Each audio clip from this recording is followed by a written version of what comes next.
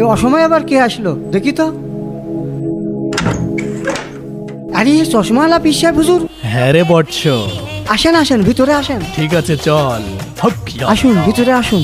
আসুন আসুন আসেন, পীর সাহেব আসেন। হুজুর, আসেন সাবধানে আসুন। আসেন। বসেন। কি হয়েছে পীর সাহেব হুজুর? কোনো সমস্যা নাকি? তোদের এই বিল্ডিং এর মাটির নিচে খাজানা আছে, খাজানা, গুপ্তধন, যার ভিতরে অনেক সোনা দানা রূপা আরো অনেক কিছু আছে। কি বলেন? বিল্ডিং এর মাটির নিচে গুপ্তধন আছে আর আপনি ছাদে বসে জানিয়ে গেলেন? শোন, বিল্ডিং এর নিচে কি হাজার হাজার ফিট মাটির নিচেও যদি কোনো গুপ্তধন থাকে আমি সেটাও জেনে যাই। আব্দুল্লাহ আল পীর সাহেব হুজুরের জন্য নাস্তা নিয়ে আসো। জি দাদু, নিয়ে আসি নিয়ে আসি। হুজুর আপনার জন্য আর কি খাবার আনবো? হক ইয়া আল্লাহ, শাকসবজি খেলে আমার অ্যালার্জি হয়।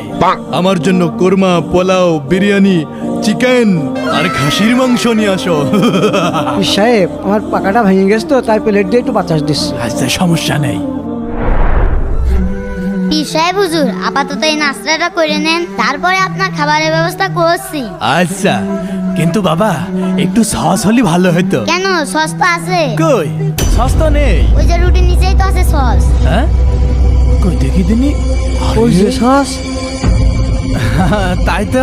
সামান্য রুটির নিচে সস আছে তাই দেখতে পাচ্ছেন না, আর বিল্ডিং এর নিচে গুপ্তধন আছে আপনি ছাদে বসে দেখছেন না। দাদু রং নাম্বার। খাইয়ে গেলাম নাকি? দাদু এ কোনো পীর সাহেব না, এ হলো ভণ্ড, ধরে ফেসো। হ্যাঁ দাদু তুমি একদম ঠিক কয়েছো। বলছি আমার একটু পেটের সমস্যা তো, এটা আজকে থাক, আমি পরে আসবো না। দাঁড়াও, তোমার পেটের সমস্যা না, তুমি নিজেই একটা সমস্যা। এটা তো ধর।